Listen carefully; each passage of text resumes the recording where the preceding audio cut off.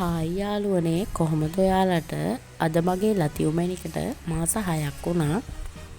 ලොකුවට දෙයක් කරේ නැහැ යාළුවනේ. ගෙදර තිබුණු පළතුරු වලින් පොඩි කේක් එකක් හදලා ගෙදර හිටපු ටෙඩි බෙයාලා අරගෙන ලස්සනට කාමරේ සරසලා පොඩි ෆොටෝ ටිකක් ගැහුවා. එයාගේ කෝලම් ටික බලන්නකෝ යාළුවනේ මේ වීඩියෝ එක ඉවර වෙනකම්.